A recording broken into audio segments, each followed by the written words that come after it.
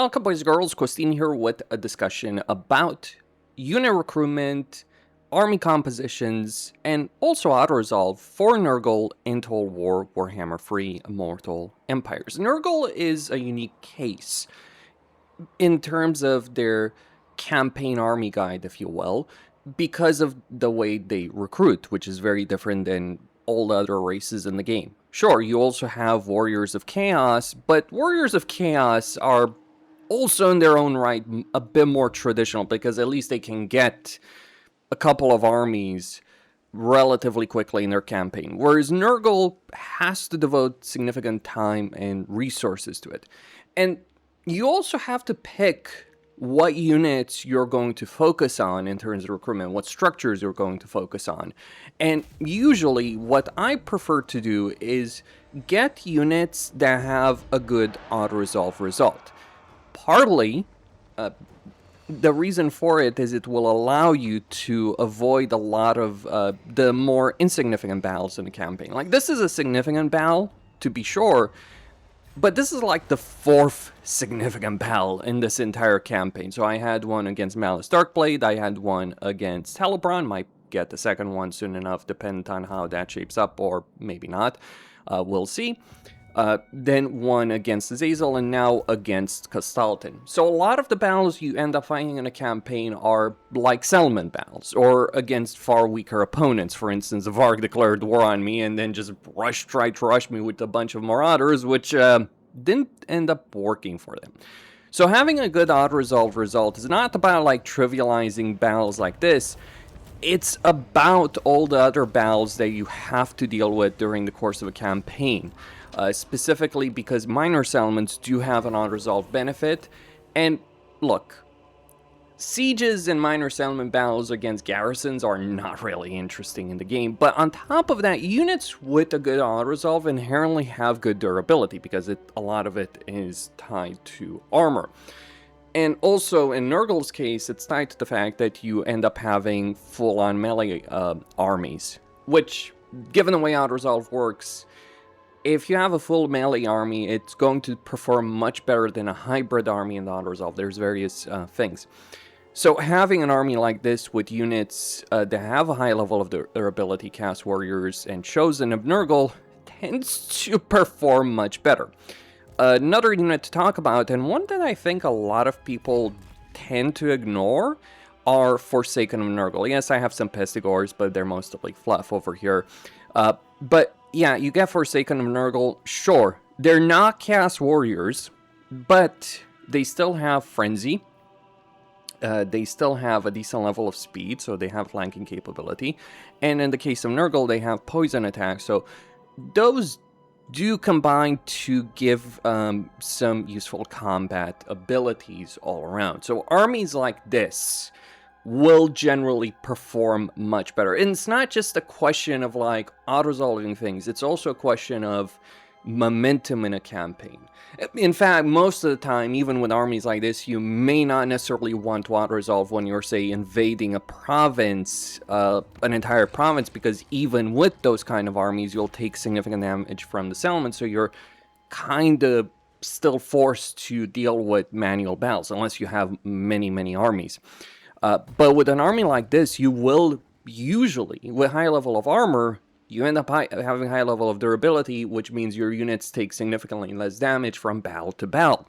And because you have casualty replenishment as Nurgle available fairly readily with the Plague Grid, then you can recover from those casualties. This is why I push so hard in these kind of videos for units that have a high level of armor and basically a high level of durability. HP, melee defense, etc. can help you out in the actual battles, but more often than not, I find that armor tends to work quite well. This is one of the things that makes dwarves so strong. This is actually one of the things that makes Norska so good right now, is because with trolls, specifically with trolls for Norska, or with Kislev's armies, they all have that high level of durability through armor. Physical resistance, from my experience, and I have thousands of hours in this game, just does not match that kind of benefit. So demonic units, like if we're thinking about Exalted Plague Bearers, which by the way do have at least some level, a decent level of armor, they don't quite make up for it just with their 20% physical resistance. It's not going to be enough to offset like having a unit with 100 armor. 100 armor or 80 armor or even 70 armor if we're looking at Jade Warriors is just that kind of level of durability that makes your armies that much more long-lasting. Another thing I'd like to point out with regards to the actual battles themselves. The way you minimize casualties in individual battles is by dominating in terms of balance of power. And the way you dominate in terms of balance of power is inflicting severe casualties on the enemy while taking very few of them in return. This is why a lot of low durability units that might be able to win a battle just aren't really worth recruiting, because they will actually prolong the battle as they take casualties back and forth. Like, you almost never want an even battle in a campaign. You want to be in a situation where you're not just winning but dominating, because that again will lead to lower casualties, will lead to greater momentum. So that's what does matter in every single campaign situation, regardless of what we're talking about, and regardless of which race and faction we're talking about. Now, for Nurgle, I think one of the things that people may not realize when playing Nurgle is like they think a lot of different army compositions work, but the reality is, with the exception of a handful of factions, Nurgle campaigns can be relatively safe. It's more frustrating dealing with the mechanics of the race than the actual challenge. Like, think of it. Tamarkan and Epidemius have relatively safe starting positions with few natural enemies. Sure, you might have Archaon declaring war against you at Tamarkan, but given the number of heroes you have and the pocket, the corner situation that you kind of have, well, somewhat, you are relatively safe. Epidemius only has to really deal with Malice Darkblade, and then he has a steamroll until he meets the Dark Elves, and even by the time he meets the Dark Elves, he might have other problems to tackle. Like in this case, for instance, Sigvald is putting up a decent enough fight against Hellbrand, though I think he probably is going to lose that situation. Epidemius is more of a coin flip because, you know, you got Cathay, you got Greasus, you potentially have Grimgor, but more often than not, it's just really something that boils down to Gorst. So you have some early game opponents, like you can also talk about Kolic. You have some difficult early game battles where really what you recruit doesn't matter because you won't really be able to recruit stuff beyond your initial units to deal with those threats. Like with Tamarkan, it's just more or less your starting army, maybe some very few basic units, but mostly your starting army, heroes, chieftains that you're going to get. On top of that, with Nurgle, what you want to prioritize in a Nurgle campaign is getting all the hero types, because you do have a lot of heroes, right? So you have Plague Ridden, you have Cast Sorcerers, you have 4 hero types from 2 different structures, both of which you can get at Tier 2. And when you added the Chieftains for Tamarkan, that's a lot of heroes you can have that can really carry a battle on their own. So fairly important. And then on top of that, you kind of also want to get to Tier 3 quickly, because that gives you that extra hero capacity to go from 4 to 8 and so on. That's one of the big priorities and one of the biggest advantages is Nurgle. Then, this is where it gets annoying. You obviously may want the growth building, yes, even as Nurgle. I know, Nurgle does have... technically, you could say Nurgle has a growth benefit a bit, but not really. So you want different structures. Like, you want the growth structure, you want the growth commandment, you want the economic building, because otherwise you're just going to go bankrupt fairly quickly. Nurgle armies are not necessarily that cheap. And then you want to get the infections building. You're not going to do anything in a Nurgle campaign without infections. So between heroes, infections, growth, and the regular economic building, you don't necessarily have that many building slots for recruitment.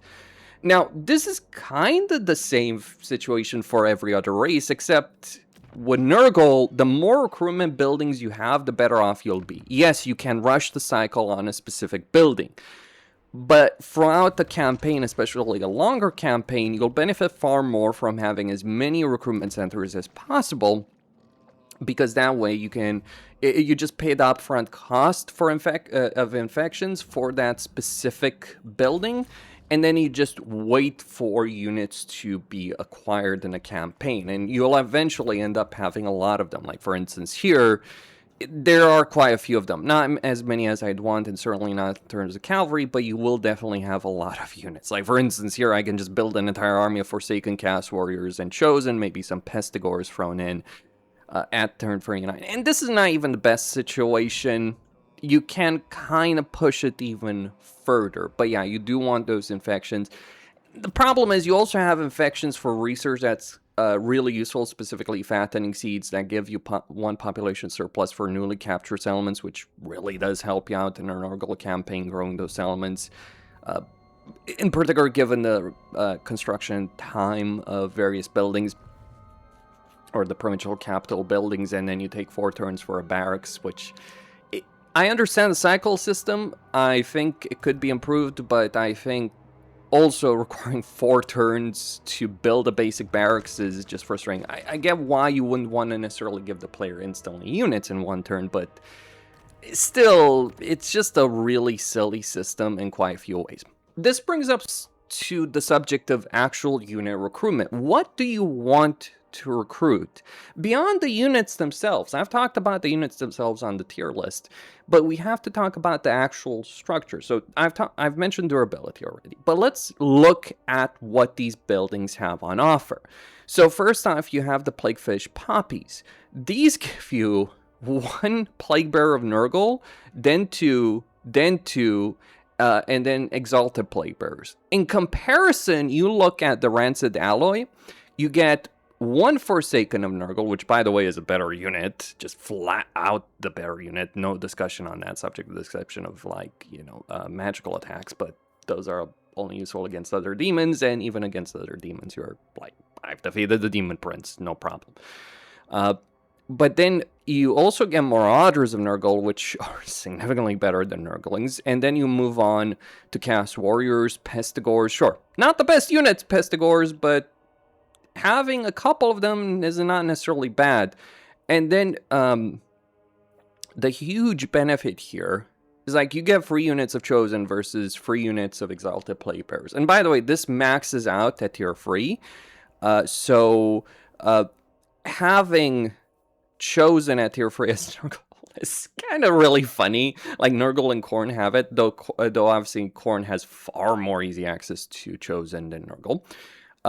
But it is a pretty big benefit. So and it is a choice. You can't just construct everything because you don't have the infections for it. It costs 200 infections to construct a basic military building, and 400, for an advanced military building. And then there's also the Demonic Egg Sacs, and this is genuinely the most worthless building in the Nurgle campaign.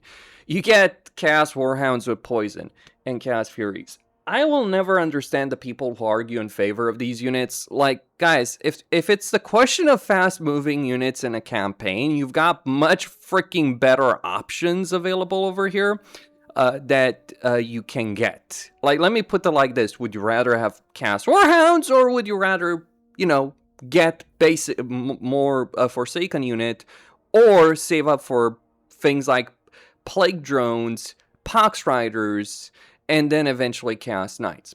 That is where I stand on the subject of Nurgle. Now, it isn't first string with the advanced military buildings because they only really become useful at the high tier. So you do need tier. So you do need. If we look at tier 4 in order to get Chaos Knights, though it is 2 of them at the very least, and then Plague Drones of Nurgle with Death's Heads is tier 3. So you look at that situation. And yeah, you can only get that in provincial capitals. But at least you do get Chaos Knights of Nurgle and Rot Knights. Now, where things do get frustrating is with regards to the Lesser Garden of Blight. Because yeah, people talk about Beast of Nurgle, but I don't think it's worth 400 infections to just get a Beast of Nurgle and a Cash Shrine. That's where I stand. It does, however, get much better later on. Not because of the Plague Ogres. though they're not terrible, but rather because eventually you get soul grinders, which are incredibly useful, and at tier 5 you do unlock toad dragons. So it is an investment worth making when you're basically tier 4. Moving on to tier 5, that's definitely one you want to make, but essentially, in a Nurgle campaign, you want to focus on the Rancid Alloy, and to a lesser extent, far lesser extent, the Living Tree of Decay. The Demonic Exacs are not worth it. Plague Bearers and Exalted Plague Bearers do not compare. I don't care what people say, oh, I can make them work. Well, would you rather have... You can make Goblin Archers work on Mass, and actually, Goblin Archers are genuinely a far more freaking useful unit. You can make any unit work in the game, but it is a far better investment of your resources to focus on Forsaken and Chaos Warriors. You do get more units, ultimately. Like, through this entire cycle of the Mortal Tree, you get Forsaken, Chaos Warriors, and Chosen, which is a much better proposition than getting Exalted Plague Bearers and freaking Nurglings through the regular one. Or, even if you ignore the Exalted Plague Bearer argument, getting Plague Bearers and Nurglings is nowhere near the same value proposition as Marauders and Forsaken early on, especially. If you're going to invest resources early on in something, it's better. With the Demonic Exacs, the only thing that's actually worth it from this, and it's kind of a shame that they give you 2 Spawn Nurgle as opposed to giving you 2 Bile Trolls or 3 Bile Trolls. I take that damn composition. But the only thing that's worth it here are the Bile Trolls. Bile Trolls are good units. They are not the most heavily armored trolls in the world. They're not cast armored trolls. They're not stone trolls. But they're still pretty damn good for trolls. Siege Attacker, Mark of Nurgle, armor piercing weapon damage. Trolls in general are great, but it is this building that makes them rather unappealing. Like, yeah, focus on mortal infantry, and then if you have the infections... Even when you do have the infections, you gotta ask yourself, is it worth it? As opposed to getting more Chaos Warriors and Chosen, getting more recruitment structures for that, or getting Cavalry. And for much of the relevant portion of the campaign, you're just gonna be in a much better situation focusing on Forsaken and Chaos Warriors. Like, the free units you really will get in decent numbers are Chaos Warriors, Forsaken, and Chosen. That should be your priority. Other things come from buildings where you lose resources to not get as much. Like, yeah, sure, Pox Riders, useful unit. Don't underestimate them. They're pretty damn solid for what they are and from where you get them. Because that's one of the things I do like about Pox Riders. You just build an advanced military building and boom, you get them. And... Bretonia wishes, for instance, I could get Questing Knights as fast as Nurgle can get Pox Riders. I'm just saying that, like, as far as units, cavalry units are available in the campaign, these guys are phenomenally good from the availability perspective. And Plague Drones give you that kind of combat flexibility on the battlefield. Like, if you're talking about flexibility, right? If you're talking about having mobility on the battlefield... that you might say Chaos Furies and Chaos Warhounds Grave, why wouldn't you pick Plague Drones? They're fast, they're flying, so they bypass obstacles, they're actually useful in sieges, and they're far more durable as units. Yeah, you might not want to dual Vargeist or Questing, or Pegasus Knights, but still, and the range version is worth it. So yeah, these two, so the priority is Rancid Alloy, maybe 2 of them, Heroes, like, start with Heroes, actually, recommendation on that, but also start with the Barracks.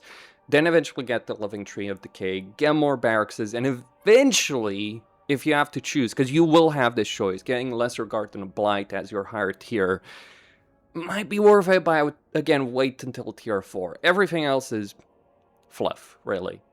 Maybe getting a Bile Troll structure just for the Bile Trolls once you have tier 3 settlements and can rush the cycle and you have enough infections. That also brings me to a point. Eventually, in a Nurgle campaign, you will have enough infections to not give a damn, right? You will have enough armies, enough battles, and enough passive income of infections that every turn, or multiple times a turn, you can do a cycle on a barracks. That changes the game altogether, but that takes dozens of turns. by the time you get there, your campaign is over. And this is especially true for Nurgle, because the reason it's especially true is when you start a Nurgle campaign, you're very limited in how many heroes, though you still have quite a few, how many heroes, how many units, how many infections you have. So you're limited in terms of the number of armies you can have, the quality of those armies, and also buffing those armies through plagues, because infections are also used for plagues. Once you have enough infections to no longer care, like, I would never focus on plagues early on. They're not worth the benefit. But later on, if you just want a boost to an army, and also debuffing the enemy, though mostly boosting yourself, like melee defense, melee attack, armor for units. You want to make demonic armies worth it, you do so with Rotting Ears, for instance, or with this particular effect. That gives your armies 15 attack. Though that's still better on Chaos Warriors and Chosen. I'm just going to point that out. Having already a pretty good level of armor durability is always going to be more useful for your units. And yeah, I mean, yes, you can buff armor, but again, like, I would even take Marauders with plus 12 armor. Just pointing that out. Like, Marauders and Nurgle with plus 12 armors, because it's also the skill line situation. Like, that's almost double their armor. That, yeah, obviously Plague Bearers are still probably the better unit, but again, it's also the structure that you have them available from. And those are the kind of priorities I would focus on in terms of recruitment and army compositions. How many armies do you want to have as Nurgle? That's the catch, right?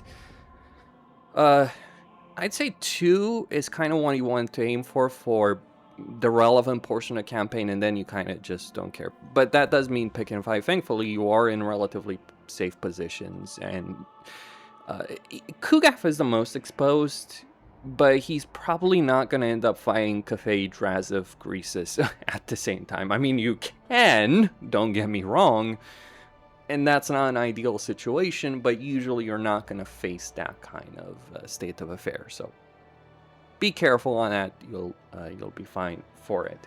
As for Tamerkhan doesn't give a shit because he has so many units, chieftains, heroes, and he takes Arnegrund and then just smashes through everything in a campaign. But anyway, that's all I had to say. Costin signing out. Don't forget to subscribe, like, and enable notifications, and stay tuned for more.